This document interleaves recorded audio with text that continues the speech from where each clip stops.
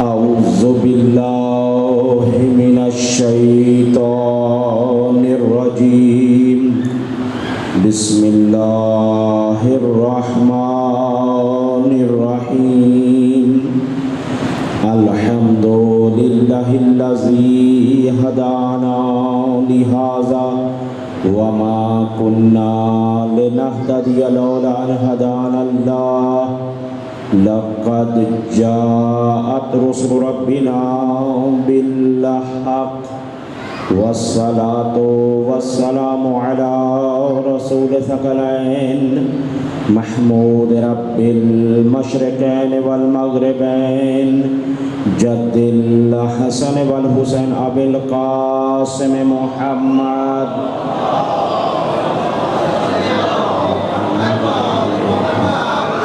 وعترته الطيبين الطاهرين المعصومين لا سيما الإمام المبين والكافي الحسين وغياث المضطر المستقيم حجة الله على المخلوقين ووارث الأنبياء والمرسلين المنتظر المهدي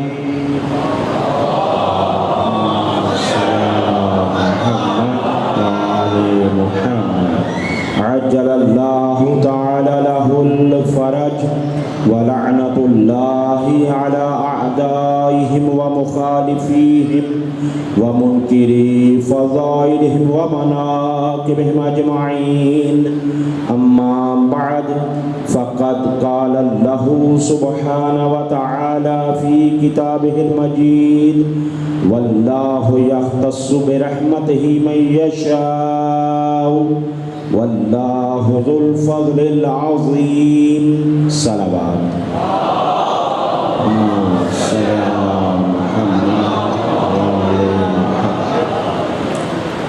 عشرہ محرم کی آج تیسری مجلس ہے اور جس آیہ مجیدہ کی تلاوت کا مسلسل شرف حاصل کیا جاتا ہے یہ سورہ بقرہ کی آیت نمبر 105 کا آخری حصہ ہے جس میں ارشاد رب العزت یہ ہو رہا ہے واللہ یختص برحمتہ اللہ جسے چاہتا ہے اپنی رحمت کے ذریعے سے خاص کر دیتا ہے واللہ ذو الفضل العظیم اور اللہ بہت بڑا عظمت والا ہے۔ یہ آیت مجیدہ آپ کے سامنے روزانہ تلاوت کی جاتی ہے۔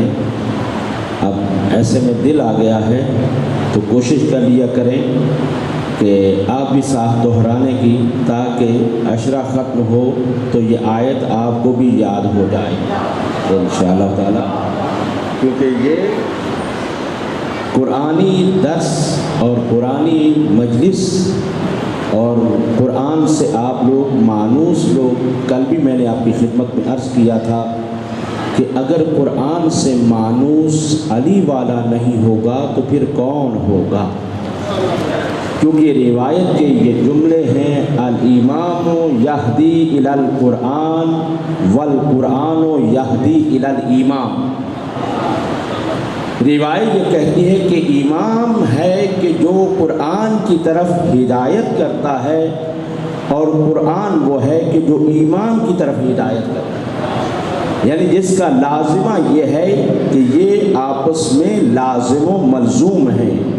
قرآن امام کی طرف ہدایت کر رہا ہے، امام قرآن کی طرف ہدایت کر رہا ہے، اور پھر آپ کے ذہنوں میں وہ حدیث مبارکہ جس کو مسلسل ہم دہراتے چلے آ رہے ہیں کہ انی تارک فیکم الثقلین کتاب اللہ و اطراتی، اس کا مطلب بھی یہی ہے کہ جہاں قرآن ہے وہاں اہل بیت ہیں، اور جہاں اہل بیت ہیں وہیں قرآن ہے۔ اس وجہ سے ہر مجلس کے اندر یہ دونوں کا تذکرہ ضروری ہے۔ آج کچھ ہمارے معززین سامعین میں اضافہ ہوا ہے، مولا ان کو سلامت رکھے، محبت میں تشریف لائے ہیں، تو جو مسلسل آ رہے ہیں ان کے ہم پہلے سے شکر گزار ہیں، اور جو آج تشریف لائے ہیں ان سے امید یہ رکھتے ہوئے کہ انشاءاللہ تعالی وہ آئندہ بھی تشریف لاتے رہیں گے تو ان کے بھی شکر گزار ہیں۔ بہرحال جس آیت مجیدہ کو ہم نے سرنامہ کلام قرار دیا ہے، میں نے عرض کیا تھا کہ ہم نے جو موضوع رکھا ہے خصائص قرآن اور اہل بیت، جیسا کہ بعض لوگوں نے اس کو بہت پسند کیا، محظوظ ہوئے ہیں، اور عرض کیا ہے کہ یہ موضوع بالکل منفرد موضوع ہے، فضائل قرآن و اہل بیت سے ہٹ کر موضوع ہے، اس سے خاص کر موضوع ہے۔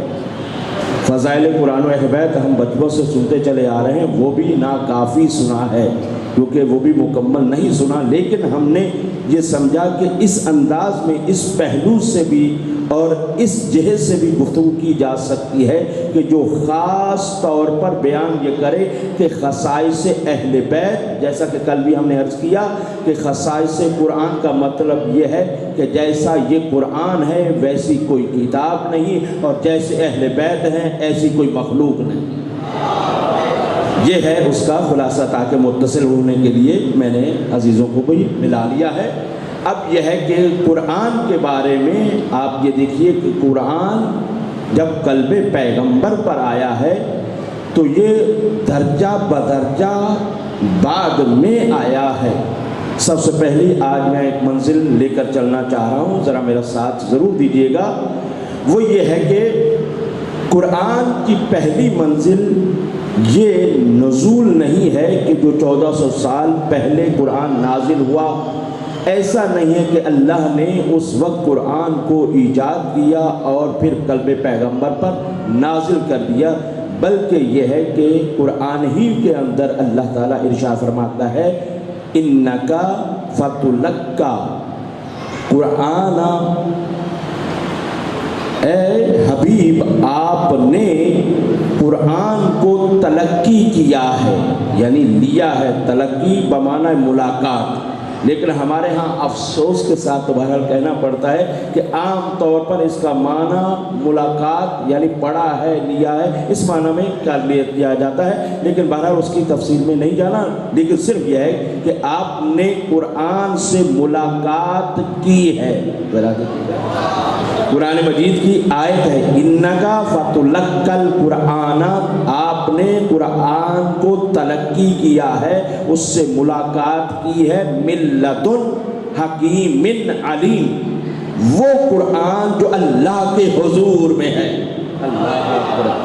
جو اللہ کے حضور میں ہے، جو اللہ کے حضور میں ہے۔ اس کے بارے، اس آیت کے بارے میں مفسرین یہ کہتے ہیں کہ یہ وہ آیت ہے کہ جس میں جبرائیل بھی واسطہ نہیں، اللہ اکبر، ڈائریکٹ اللہ دے رہا ہے اور پیغمبر لے رہے ہیں۔ اب اس سے یہ پتا چلا کہ جب محضر خدا میں قرآن پہلے سے موجود ہے تو پتہ یہ چلا کہ پوری کائنات کے اندر جتنی بھی کتابیں ہیں دنیاوی تو وہ تو ہیں ہی نہیں، لیکن جو اللہ کی طرف سے بھی ہیں، جیسے کتب اربع کہا جاتا ہے، اللہ کی طرف سے کتابیں دیگر بھی نازل ہوئی ہیں، تورات ہے، انجیل ہے، زبور ہے، اور پھر قرآن ہے، پھر صحف ابراہیم ہے، انبیاء پر نازل ہونے والے صحیفے ہیں، یہ سب کا سب مقام اپنی جگہ پر رکھتے ہیں، لیکن اللہ نے من لدن کی منزل پر فقط قرآن ہے، اور یہی خصائص قرآن ہے۔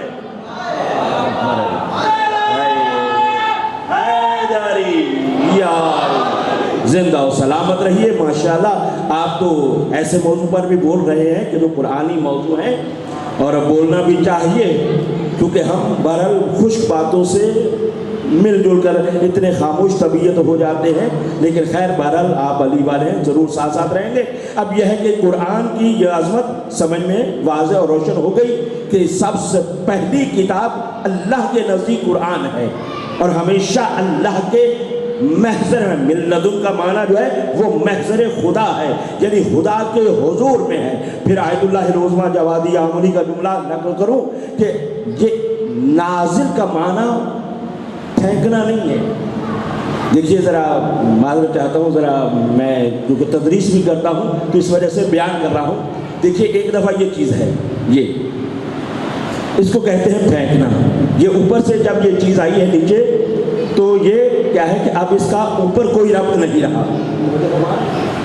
اوپر اس کا کوئی ربط نہیں رہا، اب یہ نیچے آ گئی. لیکن قرآن ایسے نہیں ہے کہ اوپر سے نازل ہوا تو اب یہ اوپر سے نیچے آ گیا، اوپر ربط نہیں رہا. ہائے توجہ کر، سلامت رہیے. کبھی کسی انداز میں اس چیز کو سمجھنے کی کوشش کرنی چاہیے. اب یہ ہے کہ نازل کا معنی یہ ہے جسے عام طور کہا جاتا ہے آویزان. فرق دیکھیے گا یہ ہے. اب اس کا تعلق نیچے بھی ہے اوپر بھی ہے. قرآن کا تعلق یہ ہے کہ وہ مخلوق خدا سے بھی رکھتا ہے اور خدا سے بھی تعلق رکھتا ہے. اور اللہ نے انسان کی ہدایت کا جو انتظام فرمایا ہے وہ ایسا انتظام فرمایا ہے کہ درمیان میں ہدایت کے لیے قرآن کو وسیلہ قرار دیا. بھی قرآن کو وسیلہ قرار دیا. اب یہ جواب بار بار ہم سے لوگ مانگتے ہیں جی وسیلہ کہاں لکھا ہے؟ وسیلے کے قائل نہیں ہونا چاہیے، ڈائریکٹ خدا سے. تو بھائی یہ درمیان میں قرآن کو کیوں مان رہے ہیں بھئی؟ اچھا چلے اور ایک بات کر لیتا ہوں بہت ہی نزدیک آ کر کہ اور مثال بھی یہ دی جاتی ہے، حتیٰ کہ ماہ رمضان کے بعض لوگوں نے آپ نے پروگرام دیکھا ہوگا ٹی وی پر بھی گفتگو اسی طرح سے ہوئی کہ جی آپ دعا اگر کوئی کام کسی کو کہنا ہے، آپ کراچی میں بیٹھے ہوئے ہیں. اچھا عجیب جی بات ہے، کراچی سے زیادہ نکلتی ہے، ذرا ذہن میں رکھیے گا.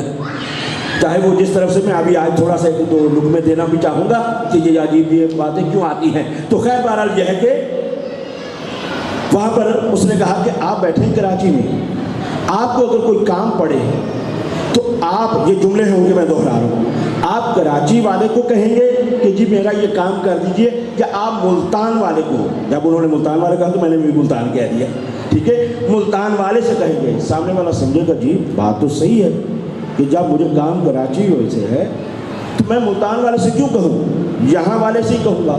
تو اب یہ ہے کہ اس کے اوپر یہ کہا جاتا ہے کہ آیت قرآن پڑھتے ہیں. عزیزان بزرگان جو میں تو بزرگوں کی دعائیں لیتا ہوں نا، ان کو درس سنا رہا ہوں. اب یہ ہے کہ آیت بھی پڑھ دیتے ہیں. یاد ہے نا کہ نحن اقرب الیہ من حبل الورید. توجہ کریں گے ذرا. آج میں ایک اور جہے سے بات پردہ اٹھانے لگا ہوں کہ جب اللہ یہ کہہ رہا ہے کہ ہم تمہاری شہرک سے بھی ذرا زیادہ قریب ہیں، ذرا بیدار ہوئیے گا ذرا، ٹھیک ہے؟ ہاں، کیونکہ مجلس میں سونا عبادت نہیں ہے، ٹھیک ہے، یہاں جاگنا عبادت ہے.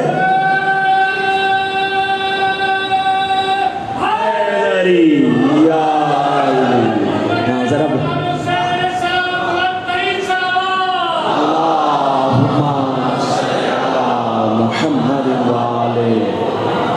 بھئی جب واضح ہے نا، اسی سے دھوکہ دیتے ہیں نوجوانوں. ذرا توجہ کیجئے گا. دھوکہ کیا؟ یہیں سے شبہ ایجاد کرتے ہیں کہ جب اللہ یہ کہہ رہا ہے نحن الیہ من اقرب الیہ من حبل الورید، ہم اس کی شہرک سے بھی زیادہ قریب ہیں. جب خدا اتنا قریب ہے، جب خدا اتنا قریب ہے تو درمیان میں کسی کو وسیلہ بنانے کی کیا ضرورت ہے؟ دیکھا جو بات کہی ہے. اب یہی پہلا جواب تو یہی لے لیجئے کہ جب خدا اتنا قریب ہے تو پھر خدا سے کیوں نہیں پوچھ لیتے میں نماز کیسے پڑھوں؟ اللہ بھئی خدا سے ڈائریکٹ پوچھ لو نا، بھی یہاں ہی ہے نا، میں نماز کیسے پڑھوں، روزہ کب تک رکھوں، کیسے رکھوں، حج کو کب جاؤں، کیسے جاؤں. پوچھ کیوں نہیں لیتے؟ کیوں جا کر قرآن پڑھتے ہو، نبی کا فرمان پڑھتے ہو؟ تو یہ دھوکہ ایک طرف کر دیا جاتا ہے. چلیں وہ وسیلہ الگ ہو جاتا ہے. ایک اور بات ہے، جب خدا اتنا قریب ہے، اتنا قریب ہے، ذرا آپ اتنا میرے بھی آپ تھوڑا سا قریب ہوئیے گا. وہ یہ ہے کہ جب خدا اتنا قریب ہے، شہرک سے بھی زیادہ قریب کہا جاتا ہے، تو جب نماز پڑھتے ہیں تو نیت کیا کرتے ہیں؟ توجہ کہیں گے، نیت کیا کرتے ہیں؟ بھی 2 رکعت نماز فجر پڑھتا ہوں واجب قربتاً. قربتاً کا مطلب کیا ہے؟ یعنی قریب ہونے کے لیے. توجہ کریں ذرا، نمازی حضرات ذرا توجہ کریں گے. بھئی قربتاً اللہ کی آپ نیت کرتے ہیں. جب اللہ شہرک سے بھی زیادہ قریب ہے تو پھر نماز کے ذریعے سے اللہ کا قرب کیسے حاصل کر سکتا ہے؟ اب یہ ہے کہ یہ جو تم دھوکہ دے رہے ہو، تمہاری تو نماز ہی باطل ہے. جب اللہ تمہارے نزدیک اتنا قریب ہے تو پھر درمیان میں نماز کیوں نہیں آئی؟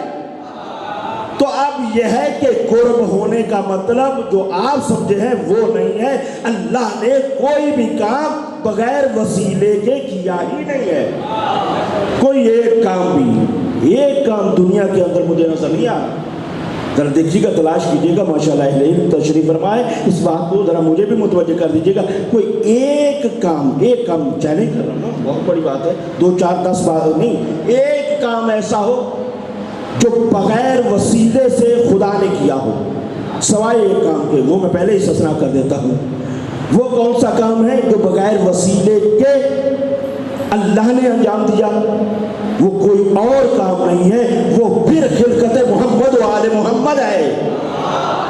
جو ان کو خلق کیا ہے وہ بغیر وسیلے کے خلق کیا ہے, اس میں کوئی وسیلہ نہیں. اس کے بعد جو خلق ہوا, جس کو جو ملا, جو وجود میں آیا, اس کے اندر وسیلہ محمد و آل محمد. لہذا سب سے زیادہ یہی ہے کہ آپ سنتے چلے جائیں, بولتا انسان زبان سے ہے, تو یہ کیونکہ جملے تو یہاں سے آ رہے ہیں نا, تو ڈائریکٹ یہاں سے آواز کیوں نہیں چلی جاتی؟ صحیح ہے نا.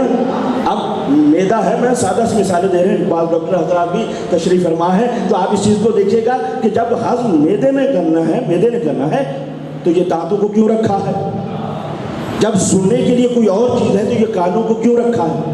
یہ سب کچھ وسیلہ ہے, اور وسیلہ بھی تقریباً ہر مقام پر ہی, تقریباً میں کہہ رہا ہوں, ہر مقام پر دوہرا وسیلہ رکھا ہے, ہر مقام پر دوہرا وسیلہ. تو یہ ہے کہ اللہ نے ہر مقام پر وسیلہ رکھا ہے, لہذا کوئی وسیلے کا منکر ہو ہی نہیں سکتا. اگر ہونا بھی چاہے تو نہیں ہو سکتا. اگر وسیلے کا منکر ہو جائے تو اسے ماں باپ کا انکار کرنا پڑے گا.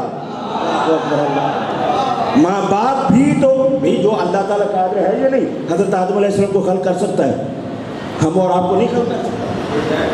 اللہ تعالیٰ خلق کر سکتا ہے, لیکن ماں اور باپ کا وسیلہ رکھ کے ہمیں سمجھا دیا کہ تم وسیلے کے کبھی منکر ہو ہی نہیں سکتے, لہذا ہمیشہ وسیلہ کے قائل ہی رہنا پڑے گا. تو بہرحال یہ ہے کہ قرآن کی عظمت اس حوالے سے ایک اور پہلو سے بات کرنا چاہتا ہوں, وہ یہ ہے کہ بہت ہی مشہور و معروف ہے واقعہ حضرت آدم علیہ السلام کا. جو بات جہاں تک آ گئی ہے تو آگے چلتے ہیں.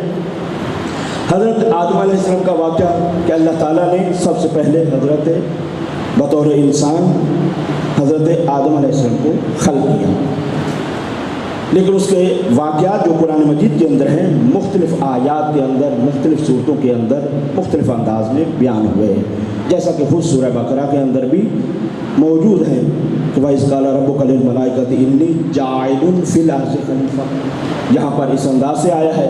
سورہ صاد کے اندر مختلف انداز سے بیان ہوا ہے, مثلا وہاں پر, اور وہیں سے میں پڑھنا بھی چاہوں گا, ذرا ساتھ دیجیے گا.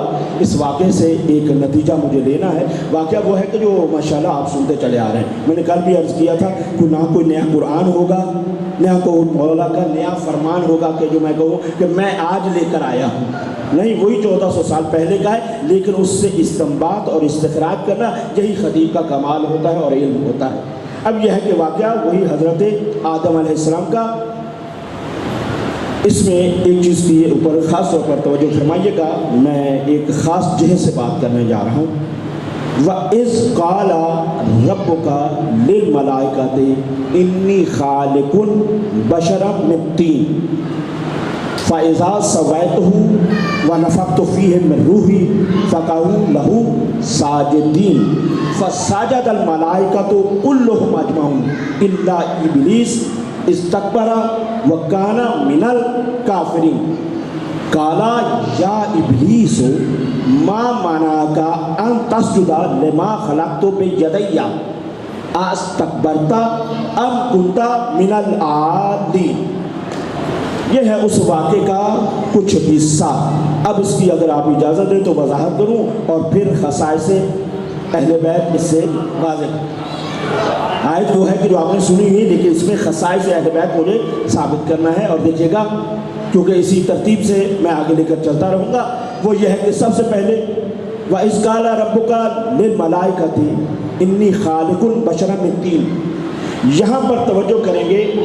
یہاں اس واقعے کے اندر 5 پارٹیز ہیں، 5 گروہ ہیں، 5 پارٹیز ہیں۔ وہ کیا ہیں؟ سب سے پہلے ذرا بات چیزیں سمجھنے اور توجہ کے ساتھ بات کو لینے کے لیے ضروری ہوتی ہے۔ سب سے پہلے ذرا کل کی طرح ذرا دیکھنے کے ساتھ ہے۔ سب سے پہلے پروردگار، وَإِذْ قَالَ رَبُّكَ، تمہارے رب نے جب کہا، کس سے؟ للملائکہ تھے، میں ملائکہ، جب ملائکہ سے کہا انی خالق البشرا، میں بشر بنانے والا ہوں، یعنی حضرت آدم علیہ السلام۔ اور اس کے بعد کس کا تذکرہ ہوا؟ توجہ کریں گے کہ ابلیس نے انکار کیا، اور جب ابلیس نے انکار کیا تو وہ کافروں میں سے تھا، وکانا من الکافرین، کافر ہو نہیں گیا، وہ تھا ہی پہلے سے کافر ہی تھا۔ یعنی یہ بہت باریکی سے بات ہے کہ قرآن نے اس کے اوپر یہ نہیں کہا کہ یہ اب کافر ہوا ہے، پہلے سے ہی کافر تھا۔ تو یہ ہو گیا، کتنے ہو گئے ذرا بولیے کہ میرا حساب کمزور ہے؟ 4 ہو گئے۔ 5ویں کون ہے؟ ذرا توجہ کریں، 5ویں کون ہے؟ آہستہ آ جائیں سہیل بھائی، آ جائیں، تھوڑا سا قریب رہیں گے تو اور بھی ہمیں مزہ آئے گا۔ سلامت رہیے۔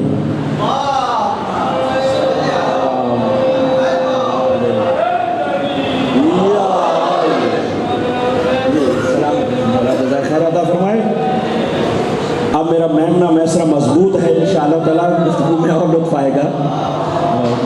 صلی علی محمد۔ ذرا دقیق بات ہوتی ہے نا تو تھوڑا سا ڈر لگتا ہے، کیونکہ ہم عادت کر چکے ہیں کہ وہی سنی باتیں جو ہوتی ہیں نا وہی سنتے رہیں تو مانوس رہتے ہیں۔ یعنی بہرحال یہ ہے کہ جو واقعات زیادہ ہیں، لیکن صاحب امامہ سے ذرا توقعات تھوڑی سی آپ بھی بلند کیا کریں، اور صاحب امامہ کو بھی چاہیے کہ وہ ذرا اپنی جو ذہنی گفتگو ہے اس کو ذرا اعلیٰ رکھنے کی کوشش کرے، مجمع کو اوپر لائے، نہ کہ خود نیچے آ جائے۔ تو اب آپ ماشاءاللہ تشریف فرمائیں تو انشاءاللہ تعالیٰ یہ سفر شروع کرتے ہیں۔ کیا ہے کہ 5 گروپ ہیں۔ کون؟ اللہ، فرشتے، حضرت آدم علیہ السلام، ابلیس اور عالین۔ توجہ فرمائیں، عالین یعنی خود قرآن کے اندر میں نے کوئی اپنی جیب سے نہیں دیا، ام کنت من العالین۔ لطف آئے گا یقیناً جب آپ پہنچ تو گئے ہیں، لیکن جب میں نے آخری جملے دینے ہیں نا تو میں یہ دیکھتا ہوں کہ یہ انشاءاللہ تعالی حیدرآباد کا حیدرآباد ہونا ثابت ہوگا۔ ٹھیک ہے انشاءاللہ تعالی، جملے آپ نے سنے ہوئے لیکن جو آخری نتیجہ ہے وہ بہت کمال کا ہے۔ اب یہاں پر یہ ہے کہ سب سے پہلا جو جملہ آیا ہے وَإِذْ قَالَ رَبُّكَ، یعنی تمہارے رب نے کہا۔ یہ واضح ہوگا، یہ پارٹی بھی واضح ہے، اس کے بارے میں بھی کوئی گفتگو کی ضرورت نہیں ہے، واضح ہے کہ پروردگار کا اس میں مبارکہ ہے۔ ملائکہ، یہاں پر تھوڑا سا رکوں گا میں۔ ملائکہ عربی گرامر کے حساب سے آپ جانتے ہیں کہ ملک کی جمع ہے ملائکہ، تو پھر یہ لفظ ہے، قبلہ توجہ فرمائیں گے آپ بلکہ دعا فرمائیں گے، وہ یہ ہے کہ ملک کی جمع ہے ملائک، ملائک کے اوپر ہے الملائکہ، پھر اس کے بعد لفظ آپ دیکھیے گا تاکہ مجھے جو نتیجہ دینا ہے اس کو ذرا مد نظر رکھیں گے، اور خصوصاً باہر میں بیٹھے ہوئے بھی تشریف فرما، ان سب جملوں کے اوپر ایک ایک چیز کے اوپر آپ کی توجہ رہنی چاہیے۔ اس کے بعد کلہم، کل کسے کہتے ہیں؟ یعنی اگر میں کہوں کہ جتنے کل کے کل امام بارگاہ میں موجود ہیں انشاءاللہ تعالیٰ ان کو تبرک ملے گا، تو جب کل کہہ دیا ہے تو پھر کوئی مستثنا نہیں ہے، واضح ہے؟ یعنی کل کا مطلب یہ ہے کہ سب کے سب۔ تو اب تاکیدیں آپ پہلے دیکھ لیجئے گا تاکہ آخری جو جملے ہیں وہ میں واضح کر سکوں۔ یہ ہے کہ ملک کی جمع ملائکہ، ملائکہ الملائکہ، کلہم یعنی تمام کے تمام، پھر بھی رکے نہیں، یہ فصاحت و بلاغت قرآن ہے، اور اللہ کا ایک لفظ بھی یعنی زیادہ نہیں ہے، ورنہ لفظ لازم آتا ہے اور اللہ لفظ نہیں کرتا۔ اب اس کے بعد بھی اجمعون یعنی سب کے سب، یعنی سب سب سب، یعنی ایسے ہی لگ رہا ہے اللہ تعالیٰ تاکیدیں اتنی لگا کر بتا یہ رہا ہے کہ اب کوئی نہیں بچا۔ اللہ اکبر، اللہ، یعنی اتنی تاکیدیں لگانے کا مطلب یہ ہے کہ کوئی شاید پھر کوشش کرے کہ نہیں اس سے یہ بھی ہو سکتا ہے، وہ بھی مستثنا ہو سکتا ہے، وہ بھی مستثنا۔ ایک تو یہ ہے کہ ملک یعنی فرشتے، ٹھیک ہے، اور ایک اس کا معنی ملک کا ہوتا ہے طاقت، جیسے طاقت، یہ ملک یہاں بھی ابھی کہا جاتا ہے نا کہ فلاں ملک کا ملک آیا، تو ملک طاقت یعنی قوت. تو اب اس کے دو معنی کیے گئے ہیں. ملائکہ یعنی ملک کی جمع، ملک کا معنی فرشتہ بھی دیا گیا ہے اور ملک کا معنی طاقت بھی دیا گیا ہے. اب اس سے بات اور واضح ہو جاتی ہے، چاہے آپ فرشتہ مراد لیں، چاہے آپ طاقت مراد لیں، بس استثناء کسی کو نہیں ہے، سب کے لیے ہے کہ الملائکہ کلہم اجمعون. یہ سب کے سب اس آیت میں سب کو حکم ہو رہا، سب کو حکم یہ ہے کہ سب کو سجدہ کرنا چاہیے، سب نے سجدہ کرنا ہے. فَإِذَا سَوَّيْتُهُ وَنَفَخْتُ فِيهِ رُوحِي فَقَعُوا لَهُ سَاجِدُونَ. سب کے سب تم سجدے میں چلے جاؤ گے. تو اب یہ ہے کہ یہ تیسرا گروہ بھی واضح ہو گیا نا، اور اس میں کوئی استثناء نہیں ہے.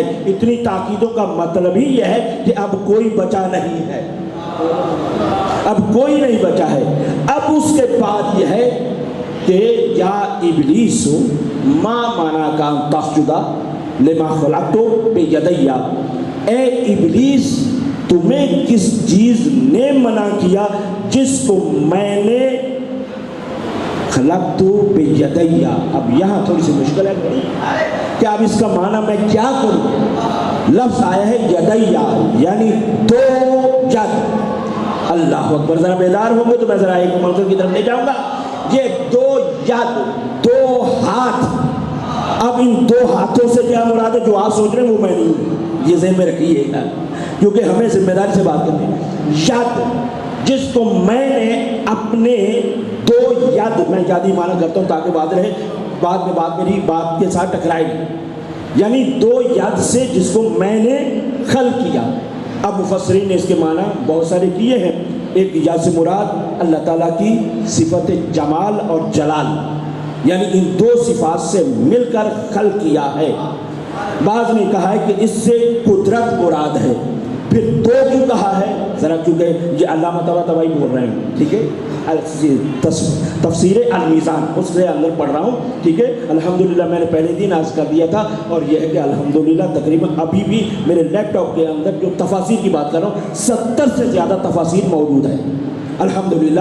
اور اس میں شیعہ سنی جتنی مشہور و معروف جو بھی تفاسیر ہیں عربی میں فارسی میں وہ موجود رکھتا ہوں. تو لیکن ہمارے اس صدی کے عظیم ترین مفسر قرآن علامہ محمد حسین طباطبائی ہیں، لہذا ان کی بات کو ذکر کر رہا ہوں کہ انہوں نے یہاں پر کچھ معانی کیے ہیں. ان میں سے کہا کہ اس سے مراد قدرت ہے.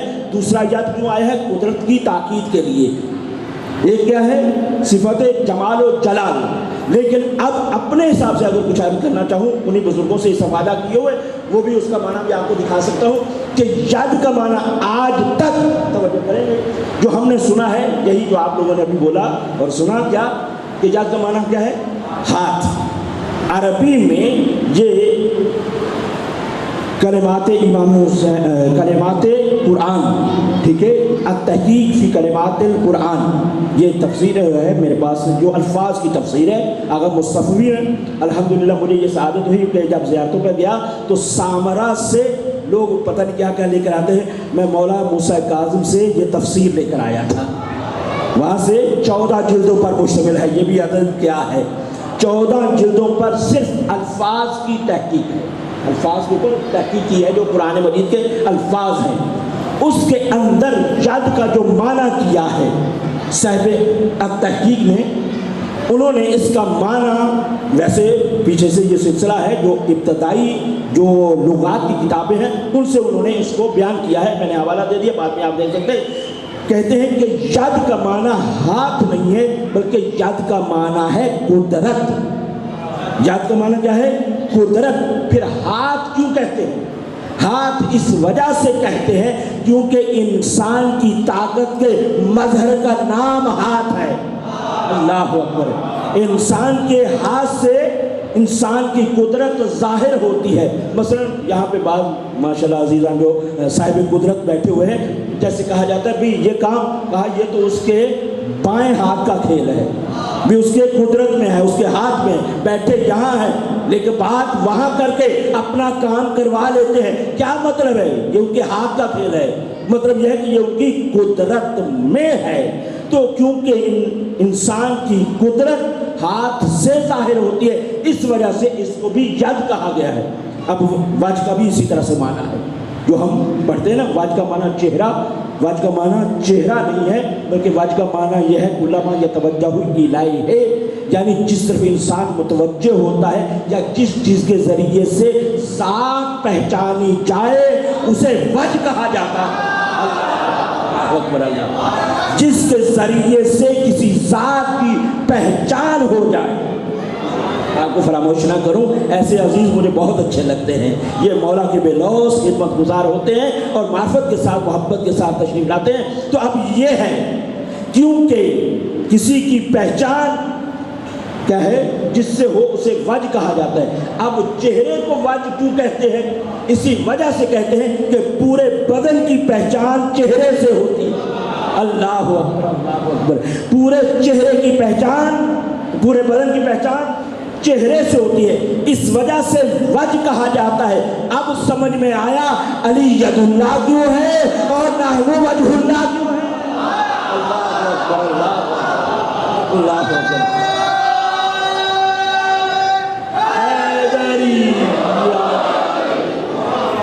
اگر آپ یہ کریں کہ دیکھیں یہ معارف میں سے میں نے آپ کو ایک ہدیہ کیا ہے، اگر آپ یاد سے یہ مراد لیں گے تو پھر ماننا پڑے گا کہ اگر اللہ کا ہاتھ ہے تو بازو بھی ہوگا، اگر بازو مانیں گے تو سینہ بھی ہوگا، سینہ ہوگا تو وجود بھی ہوگا، جسم بھی ہوگا. جسم ہوتا ہے محتاج ہو جائے، محتاج ہو جائے وہ خدا نہیں ہوتا. توحید کہاں گئی بھائی؟ ختم ہو جاتی ہے توحید نہیں. لیکن اگر اس معنی میں لیں گے کہ جو اس کا حقیقی معنی ہے تو اب یہ ہے کہ جو نحنو وجہ اللہ کہا، اسی وجہ سے ہمارے چھٹے امام نے ارشاد فرمایا تھا بنا عبد اللہ بنا عرف اللہ، ہمارے ذریعے سے اللہ کی عبادت ہوئی، ہمارے ذریعے سے اللہ کی پہچان ہوئی، ہمارے ذریعے سے ملائکہ نے دیکھا، ہم نے سجدہ کیا، ملائکہ نے سجدہ کیا. تو ہم ہیں وجہ اللہ، یعنی اللہ کی پہچان ہم ہیں. اور اب ید اللہ کا معنی یہ ہاتھ نہیں ہے، پورا علی کا وجود ید اللہ ہے. علی کا وجود ید اللہ ہے، یعنی قدرت الہیہ ہے. اسی وجہ سے آپ کے مزاج کے قریب آ کر بات کہوں تو وہ یہ ہے، یہی وجہ ہے کہ جب میرے مولا نے خیبر کو فتح کیا تو یہ نہیں کہا تھا بلکہ یہ کہا تھا کہ ماں کلا تو بابا خیبر بالقوت الجسمانیہ لیکن قوت رحمانیہ. میں نے جو باب خیبر کا قلعے کا دروازہ اکھاڑ کر پھینکا ہے وہ جسمانی قوت سے نہیں، رحمانی قوت سے.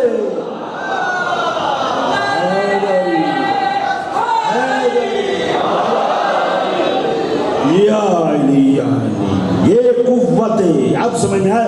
لا فتح الا علی، لا سیف الا ذوالفقار. یہ ہے کہ اللہ کی قدرت کا نام علی ہے. جہاں جو بھی چیز پہنچ رہی ہے وسیلہ علی ہے. تو اب یہ ہے کہ میں جلدی سے، کیونکہ وقت بہت تیزی سے گزر جاتا ہے، اب یہ ہے کہ یہ واضح بھی ہو گیا ہے نا کہ اللہ، ملائکہ اور حضرت آدم علیہ السلام، ٹھیک ہے. اب میں اس پر میں زیادہ نہیں رکتا، وہ بالکل آپ سب بنی آدم ہیں، بہتر سمجھتے ہیں، ٹھیک ہے. ہم سب بنی آدم ہیں، لیکن اس میں بھی ایک تھیوری یہ دی گئی کہ نہیں، انسان پہلے کچھ اور تھا، پھر کیا ہوا، پھر اس کے بعد انسان بنا اور آدم بنا. اور اس طرح سے بس فرق ہم میں اور ان میں یہ ہے کہ جو پہلے وہ تھے وہ والی حرکتیں کرتے ہیں، جو آدم کی اولاد ہے وہ آدم والی حرکتیں کرتے ہیں. ان کا عقیدہ آدم والا ہے، ان کا عمل آدم والا ہے، لیکن جو ان سے ترقی کر کے آئے ہیں اداب منبر ملحوظ خاطر ہے. تو بس یہ ہے کہ آپ سب بنی آدم ہیں، بہتر سمجھتے ہیں. حضرت آدم علیہ السلام کی خلقت کا سلسلہ ہوا اللہ ابلیس. اب ابلیس نے کیا کیا کہ تکبر کیا. کانا من الکافرین، وہ کافروں میں سے ہی تھا۔ میں اس پر نکتا نہیں ہوں کیونکہ وقت میں گنجائش فی الحال نہیں ہے، انشاءاللہ کبھی پھر ذکر ہوا تو وہ ذکر کریں گے۔ تو یہ ہے کہ وہ تھا ہی کافروں میں سے، یہ اس کا معنی بنتا ہے، وہ تھا ہی کافروں میں سے، بنا نہیں ہے، ابزار اور اظہار ہوا ہے۔ بس اللہ تعالیٰ کسی کا عقیدہ ظاہر کرنا چاہے تو اس کے سامنے، توجہ کریں گے، اس کے سامنے اپنی توحید نہیں رکھتا، اپنا خلیفہ رکھتا ہے، اپنے خلیفہ ظاہر کرتا ہے۔ اگر وہ مان لیتا ہے کان من المؤمنین، اور اگر نہ مانے کان من الکافرین، وہ کافر تو پہلے ہی ہوتا ہے، اس کا اظہار ضمیر میں ہوتا ہے۔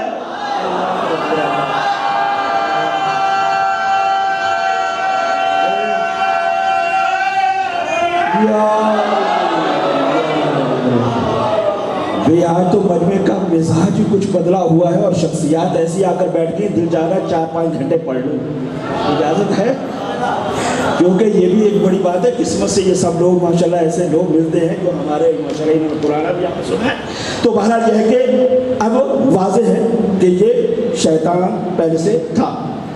اب اس کے بعد یہ ہے کہ اللہ تعالیٰ نے جو کہا ہے یا ابلیس ما مانا کا تسجد لما خلقتو بیدیا، کہ جس کو میں نے اپنی قدرت کاملہ کی، میں نے سادہ ترجمہ آپ کے لیے بھی کر دیا کہ جس کو میں نے اپنی قدرت کاملہ کے ذریعے سے خلق کیا تھا۔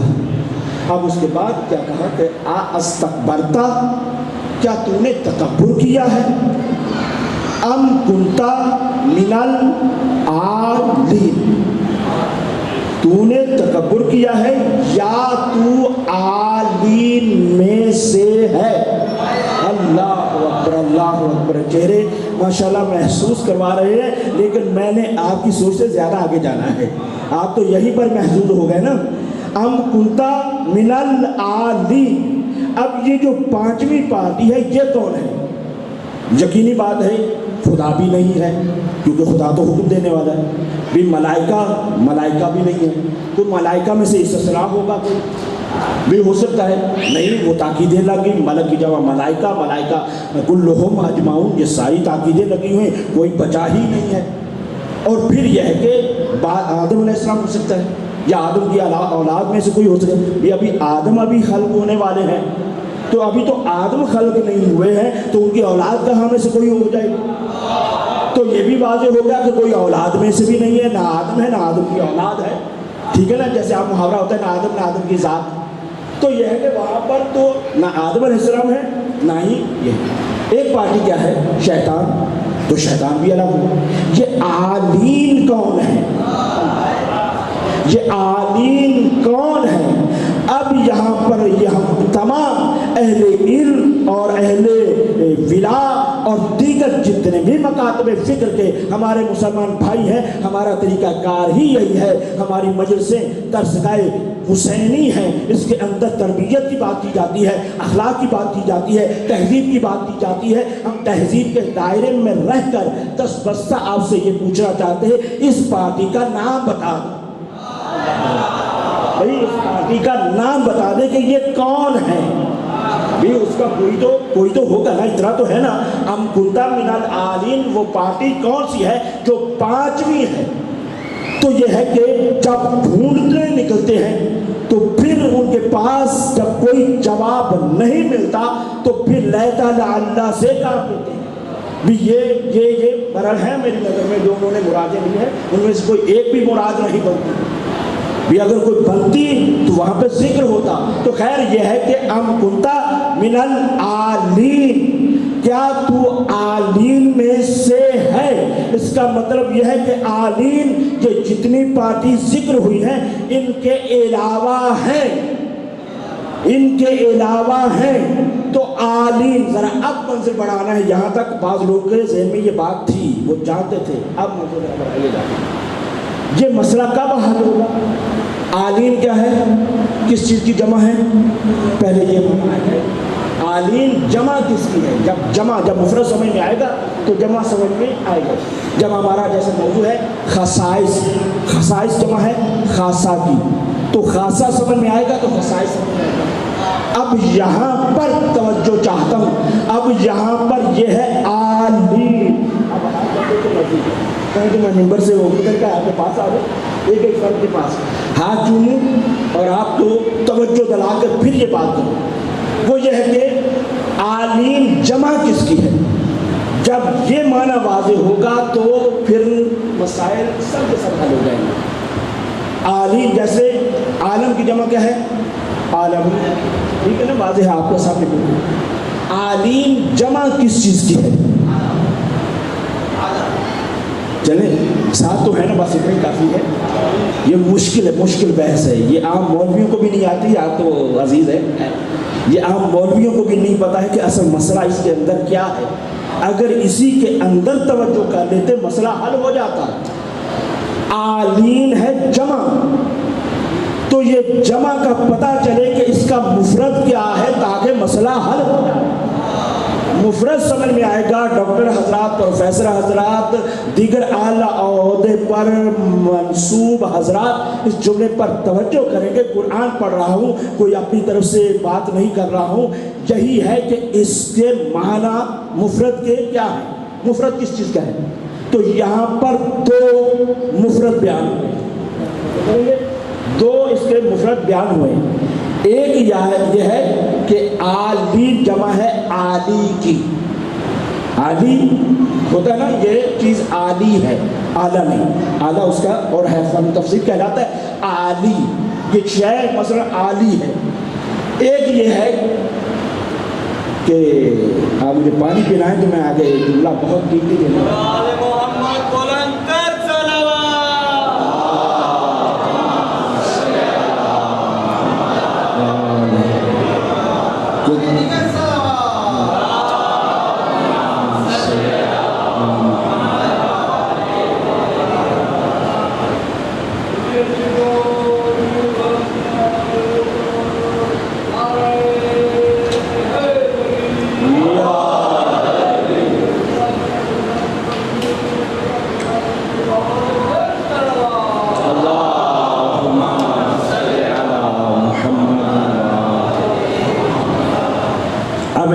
جمع کس کی ہوگی واضح ہوگا، کیونکہ اس کے بعد بریک نہیں ہے، اس وجہ سے میں نے وقفہ یہاں لے لیا. اب اس کے بعد اب آپ کا امتحان شروع ہونے والا ہے. اور دیکھتا ہوں کہ کہتے ہیں نا کہ یہ دل، ڈاکٹر حضرات یہ آپ بتائیں گے نا انشاءاللہ تعالیٰ کہ دل ایک منٹ میں کتنی دفعہ دھڑکتا ہے؟ 72 مرتبہ. عجیب ہے نسبت 72 سے. 72 مرتبہ دھڑکتا ہے. تو اب 72 مرتبہ دل کے دھڑکنے کے ساتھ علی علی کی صدا آنی چاہیے. اور وہ تب آئے گی جب یہ واضح ہوگا کہ اس کا مطلب کیا ہے. ایک جمع ہے عالی کی، ٹھیک ہے، عالم. دوسری جو جمع بنتی ہے، دیکھیں پھر یہ یاد رکھیے کہ جو لغت ہوتی ہے نا، لغت وہ کسی زبان مسلک کے ساتھ منسوب نہیں ہوتی. مثلا سندھ کا رہنے والا ہندو بھی سندھی بولتا ہے، مسلمان بھی سندھی بولتا ہے، عیسائی بھی سندھی بولتا ہے. کوئی یہ نہیں کہتا تو کیونکہ ہندو ہے تو سندھی ایسے کیوں بول رہا ہے. نہیں بھائی، زبان ایک ہی ہوتی ہے، زبان میں کوئی فرق نہیں ہوتا. اسی وجہ سے آپ کتاب المنجد جو عربی کی مشہور ترین کتاب ہے وہ لبنان کے ایک عیسائی نے لکھی ہے. تو کوئی نہیں کہتا بھی یہ تو ایک لبنان کے عیسائی نے لکھی ہے. بھائی زبان کوئی مسلک مذہب میں تقسیم نہیں ہوتی. تو جو میں معنی کرنے جا رہا ہوں یہ کچھ شیعہ سنی کے اختلافات کی وجہ نہیں ہے، کیونکہ زبان عربی ایک زبان ہے، اسی کو بیان کرنے جا رہا ہوں. تو ایک تو یہ ہے کہ یہ جمع ہے عالی کی. واضح ہو گیا؟ کل میں پوچھوں تو انشاءاللہ بتا سکیں گے نا. ایک یہ ہے کہ یہ جمع ہے عالی کی، اور دوسری جو جمع بتائی جاتی ہے وہ ہے کہ عالم جمع ہے علی کی. اللہ اکبر. یہ عالم جمع ہے علی کی. علی ہے صفت مشبہ، جو صفت ایک ہوتا ہے یہ آل، یہ عالی، یہ ہے اس میں فاعل کا صیغہ، جیسے ناصر خشک بات ہے، لیکن خشک باتوں سے علی رہتا ہی ایسے جو خشک باتوں میں بھی اپنے آپ کو علی بنوا لے. انداز میں، بیان میں جتنی بھی بات میں گہرائی میں چلے جائے، ہر مقام پر علی جھلکتا ہوا نظر آئے گا. تو اب آپ نے ملاحظہ یہاں فرمانا ہے وہ یہ ہے کہ عالم جمع ہے علی کی. اب مجھے یہ ترجمہ کرنا ہے کا حق باقی بنتا ہے کہ نہیں؟ اجازت دیں گے؟ ذرا اجازت کے ساتھ اب یہ مجھے حق بنتا ہے یا نہیں بنتا کہ میں اس آیت کا ترجمہ کچھ یوں کروں، استکبرتا ام کنت من العالین، اے ابلیس تم نے کیا تکبر کیا یا تو علیوں میں سے ہے؟ اللہ اکبر اللہ اکبر، کیا تو علی ہے؟ تو علیوں میں سے ہے، جو علی ہے ان میں سے ہے۔ تو اب ذرا مجھے سوچ کر سمجھ کر بتائیے گا، اب ایک میں خلاصہ پیش کرنے جا رہا ہوں، اہل بیت کا تعارف کیا ہے؟ ذرا توجہ کریں گے۔ اب ایک آج کی مجلس میں ایک جو اہم مسئلہ حل ہوا، یہ فضائل تو ہے ہی ہے لیکن یہ خصائص اہل بیت، ذرا یہ دیکھیں گے، یہ خصائص اہل بیت میں سے ہے کہ عالین فقط اہل بیت ہے، فقط اہل بیت ہے۔ اب یہ ہے کہ ان ہستیوں کو کیسے پہچانا جائے، ان ہستیوں کا مختصر الفاظ میں تعارف کرواؤں تو وہ یہ ہے، کیونکہ بعض لوگ ممکن ہے کرنا ہے اس وجہ سے ہدیہ کرنے جا رہا ہوں، وہ یہ ہے کہ اہل بیت کا تعارف یہ ہے کہ یہ جب آسماں پر ہوتے ہیں، اب ذرا بیدار آخری جملوں کے قریب آگئے، اب جب یہ آسمان پر ہوتے ہیں تو قرآن کی روح کے مطابق یہ سب علی ہوتے ہیں۔ اللہ اکبر جب یہ آسمان پر ہوتے ہیں قرآن کی روح سے کیا ہے، یہ سب علی ہوتے ہیں، اور یہ سب جب چادر تطہیر میں ہوتے ہیں۔ اللہ اکبر اللہ اکبر، ذرا باہر بیٹھے ہوئے ہر مومن کے زبان اور دل سے صدا علی علی کی آنی چاہیے، وہ یہ ہے کہ یہ جب آیت تطہیر میں ہوتے ہیں تو کیا ہوتے ہیں؟ شاباش، یہ ہے ان مجلسوں کا اثر۔ جب چادر تطہیر میں ہوتے ہیں سب محمد نہیں ہوتے، سب علی نہیں ہوتے، کیا وہی تعریف کرایا، یا ربی من ہم تحت الکساء، اے پروردگار ان چادر کے نیچے کون ہے؟ یہ نہیں کہا کہ محمد ہے، نہیں، فرمایا دیکھیے پھر میں عرض کروں، مجھے نہیں پتا کہ کسی کے ماتھے پر نہیں لکھا کہ جو عربی گرامر سے کتنا واقف ہے، لیکن یہ مجھے پتا ہے کہ قبلہ آپ تشریف فرمایا ہے اس طرح سے کہ عربی سے کچھ نہ کچھ آشنا ضرور ہیں اور جاننے والے ہیں۔ یہ ہے کہ وہاں پر لفظ یہ نہیں آیا کہ ہم محمد ہم علی، بلکہ یہ کہا ہم فاطمہ تو، ہم فاطمہ تو۔ پھر یہ ہے کہ عزیز آپ نے ماشاءاللہ بہت اچھا جملہ کہا اور مجھے اس چیز کا اندازہ ہوگا کہ اب جملہ ضائع نہیں جائے گا، یہ بھی نہیں کہا گیا ہیا فاطمہ تو، ہیا یعنی وہ خاتون، ہیا مؤنث واحد کا ضمیر، یہ بھی نہیں کہا گیا، ہم کہا گیا ہے۔ پھر یہ ہے کہ ہنہ بھی نہیں کہا گیا کہ مؤنث کا صیغہ لایا، ہم کہا جا رہا ہے یعنی جو جمع۔ توجہ کرنے کے کبھی اس انداز میں بھی حدیث کے ساتھ ذرا غور کیجیے گا، یعنی تعارف یہ کروایا جا رہا ہے ہم، یعنی ہم ہے مذکر کی جمع، یعنی یہ بتایا جا رہا ہے دیکھو ہم فاطمہ تو و ابوہا و بالوہا و بنوہا، ہم فاطمہ تو، یاد رکھو یہ سب کے سب فاطمہ ہے۔ اللہ اللہ اکبر، اللہم صلی ہم فاطمہ تو، یہ سب کے سب فاطمہ ہیں۔ پھر اس کی تشریح آ رہی ہے کیا، وابوہا وبالوہا وبنوہا، لیکن ہم فاطمہ تو۔ اب ہم فاطمہ، فاطمہ کہتے کسے ہیں؟ اگر فاطمہ کا معنی واضح اور روشن ہو جائے تو بات بالکل اور روشن ہو جاتی ہے۔ جب چھٹے امام سے پوچھا گیا جناب سیدہ کا نام فاطمہ کیوں رکھا گیا، درود پڑھ دے محمد،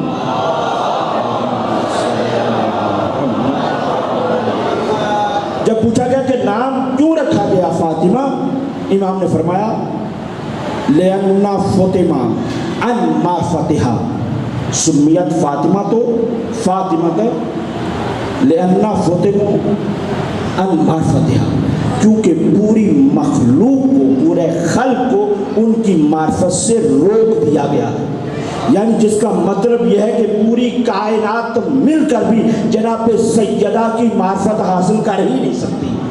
لہذا یہ وہ ہستیاں ہیں، ہم فاطمہ تو، یہ وہ ہستیاں ہیں جتنا مرضی کہہ لے، ہم نے پہچان لیا، ہم نے جان لیا، اب اس سے زیادہ فضائل پڑھنے کی ضرورت نہیں ہے، معرفت پڑھنے کی ضرورت نہیں ہے، بہت ہو گیا بھائی۔ جب حدیث کتاب میں یہ کہا جا رہا ہے ہم فاطمہ، تو تم پہچان ہی نہیں سکتے، دعویٰ کیسے کر رہے ہو؟ ہم فاطمہ، تو جب یہ چادر تطہیر میں آتے ہیں تو کیا ہوتے ہیں؟ سب کے سب فاطمہ ہوتے ہیں، واضح رہے۔ اور جب اس کے بعد مقام تبلیغ پر آتے ہیں تو کیا ہے؟ آسمان میں ہو سب علی ہے، چادر تطہیر میں ہو سب کے سب فاطمہ ہے، اور جب مقام تبلیغ میں ہو تو سب کے سب محمد ہے۔ اللہ اکبر، اللہ اکبر، سب کے سب محمد ہے۔ اسی وجہ سے فرمایا اولنا محمد، آخرنا محمد، اوسطنا محمد، کلنا محمد، ہمارا پہلا بھی محمد ہے، ہمارا آخری بھی محمد ہے۔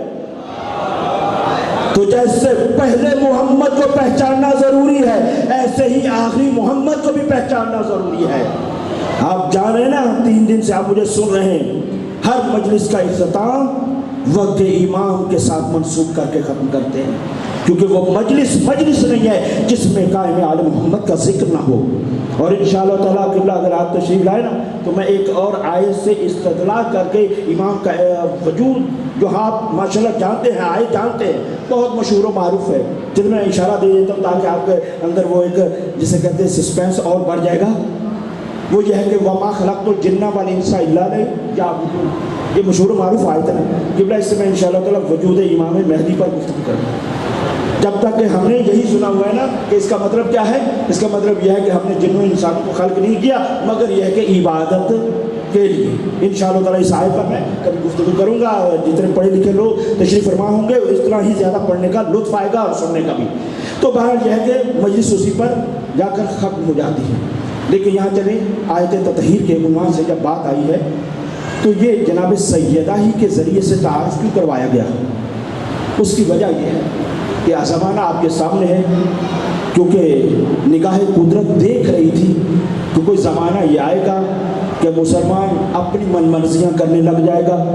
اگر میں نے تعارف، توجہ کریں گے، اگر میں نے تعارف پیغمبر کے ذریعے سے کروا دیا تو پھر وہ اسی طرح سے بڑھانا شروع کر دے گا کہ جیسے پیغمبر کی حدیث سے انا مدینۃ العلم والی بابھا، میں شہر علم ہوں اور علی اس کے دروازہ ہے۔ اب لوگوں نے کہنا شروع کر دیا فلاں اس کی چھت ہے، فلاں اس کی دیوار ہے۔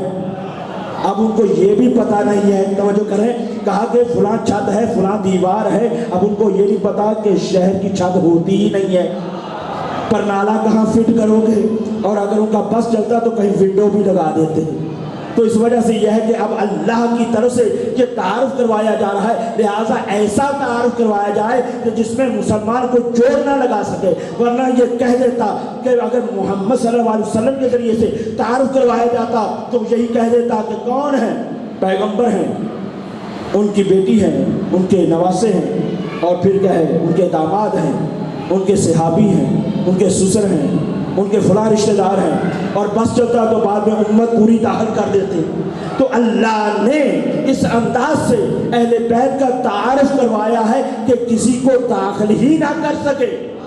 تو اس انداز سے تعارف کروا کے اس کے بعد مہر لگا دی کہ اب کوئی ان کے علاوہ فاطمہ ہے ہی نہیں، یہی ہیں ہستیاں جو فاطمہ ہیں۔ لیکن اس کے ساتھ بہرحال یہ ہے کہ ان کے اندر ابھی زمانہ آپ کے حالات حاضرہ سامنے، بس میں مسائل پر آ جاتا ہوں جلدی سے۔ وہ یہی ہے کہ اصحاب کا نام لے کر یہ ایک سلسلہ ہمارے خلاف پروپیگنڈا کرتے ہیں کہ جی یہ اصحاب کو نہیں مانتے۔ بس میں نے انتہائی اختصار کر دیا، ورنہ میں اس پر بہت ساری گفتگو کرتا ہوں۔ یہ سب سے بڑا ہمارے اوپر جھوٹا الزام ہے کہ جی یہ اصحاب کو نہیں مانتے۔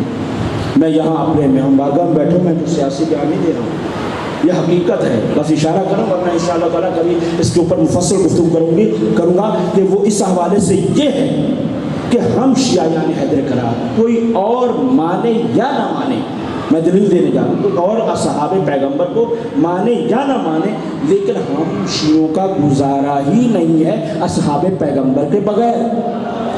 اس کی دلیل دیتا ہوں کوئی ایسے، اور ہو سکتا ہے نہ مانے، اس کی اپنی مرضی، لیکن ہمارا گزارا نہیں۔ دلیل کیا ہے؟ دلیل اتنی مضبوط ہے کہ آپ ہر ایک جانتے ہیں، وہ یہ ہے کہ اصحاب پیغمبر کو ماننا بھائیوں ہماری مجبوری ہے۔ مجلس میں ہمارے اہل سنت عزیزان بھی تشریف فرما ہوں گے، ہمارا عقیدہ ذرا دیکھ لیں، اہل بیت کے ماننے والوں کا اصحاب پیغمبر کے بارے میں عقیدہ وہ یہ ہے کہ ہمارا بھائیوں گزارا ہی نہیں ہے۔ اس کی وجہ کیا ہے؟ ہمارا کیوں گزارا نہیں ہے؟ اس کی وجہ یہ ہے کہ ہم تو غدیر میں نہیں تھے۔ اللہ بھئی ہم تو غدیر میں نہیں تھے۔ آپ میں سے اگر کوئی تھا تو کھڑے ہو کر بتائے، متولی کوئی ترسری کوئی بھی بڑا کھڑا ہو کر بتائے کہ جی میں تھا، میں غدیر میں دیکھ رہا تھا جب مولا بنایا جا رہا تھا۔ بھی ہم میں سے تو کوئی بھی موجود نہیں تھا، تو کون تھے؟ اصحاب پیغمبر ہی تو تھے جنہوں نے آ کر مبارک دی تھی، جنہوں نے آ کر بخن بخن کہا تھا، جنہوں نے کہا تھا علی کو مولا بنایا گیا۔ تو اس سے بڑی دلیل کیا مانتے ہو کہ اصحاب پیغمبر کو جیسے ہم مانتے ہیں ویسے تم مانتے بھی نہیں ہو۔ اور پھر یہ ہے کہ یہ مجلس اعضاء ہو رہی ہر جگہ پر، ان مجلسوں کو رکوانے والوں کو سوچ لینا چاہیے کہ مجلس اعضاء میں صرف تذکرہ آل پیغمبر کا نہیں ہے، اصحاب پیغمبر کا بھی ہے۔ آپ آ کے میرے پاس دیکھ لیجئے گا، تقریباً 27 یا 25 یا 27 اصحاب پیغمبر ہیں جو کربلا میں شہید ہوئے۔ کتنے؟ یہ مشہور و معروف یہ حبیب بن مظاہر، مسلم بن اوسجا اور دیگر چاندہ صاحب، اس طرح سے بہرحال یہ ہے کہ اتنے 25 اصحاب پیغمبر ہیں جو کربلا میں شہید ہوئے ہیں۔ تو ہم تمام عالم اسلام کو دعوت فکر یہی دیتے ہیں اور مجلس کی دعوت یہی دیتے ہیں کہ آؤ، اگر تم اصحاب کے ماننے والے ہو تب بھی مجلس میں آؤ، اس کو رکواؤ نہیں، تب بھی مجلس میں آؤ، اور اگر آل کے ماننے والے ہو تب بھی مجلس میں آؤ۔ لیکن ہمیں دکھ اس بات کا ہے کہ تم نہیں آؤ گے۔ کیوں؟ اس کی وجہ یہ ہے کہ تمہیں اصحاب پیغمبر سے محبت نہیں ہے بلکہ اقتدار کے ساتھ محبت ہے۔ جو اقتدار میں رہے ان سے محبت کرتے ہو، ورنہ تم سب چل کر آتے، کیونکہ اصحاب پیغمبر کا ذکر ہو رہا ہے۔ ہاں عزیزو، آج اس صحابی پیغمبر کا مختصر طور پر ذکر کرتا ہوں جس کو تاریخ نے حبیب ابن مظاہر لکھا ہے۔ حبیب ابن مظاہر معالی السبتین کے اندر یہ روایت موجود ہے، آج بھی پڑھ رہا تھا، پہلے بھی پڑھی ہوئی ہے۔ وہ یہ ہے کہ پیغمبر ایک مقام سے آئے، دیکھا کہ ایک چھوٹا سا بچہ ہے اور اس بچے کو پیغمبر نے اٹھایا، اپنے زانوں پر بٹھایا اور سر پر شفقت کا ہاتھ رکھا اور پیار کرنے لگے۔ عزادارو، جب پیار کرنے لگے کسی نے آگے بڑھ کر کہا یا رسول اللہ، یہ پیار تو ہم نے حسن و حسین کے ساتھ دیکھا ہے، جو آپ اس بچے کے ساتھ پیار کر رہے ہیں۔ تو پیغمبر نے ارشاد فرمایا تم دیکھتے نہیں ہو جب میرا حسین چلتا ہے تو یہ ان کے پیچھے پیچھے کس طرح سے چلتا ہے، کتنا اس سے محبت کرتا ہے۔ اور پھر میرے مولا نے ارشاد فرمایا، پیغمبر ارشاد فرماتے ہیں یہ وہی حبیب ہے جو میرے حسین کی کربلا میں مدد کو جائیں گے۔ اجرکم علی اللہ۔ بس عزادارو، میں نے مختصر کر دیا۔ آج 3 گزری ہے، آج کی تاریخ بہت اہم ہے۔ آج میرے مولا نے زمین کربلا کو خریدا ہے، آج کی تاریخ میں خریدا، اور خرید کر، بس میں نے مختصر کر دیا، خرید کر واپس ہبہ کر کے بنی اسد کے لوگوں کو 3 وصیتیں کی۔ ایک وصیت یہ کی کہ دیکھو جب ہماری شہادت ہو جائے تو ہمیں دفنا دینا۔ اللہ نے کتنی حسرت ہے میرے مولا کی کہ شاید ہمیں دفن کر دیا جائے۔ دوسرا یہ کہا جب ہمارے زائر آئیں ہماری قبر کا نشان انہیں بتا دینا۔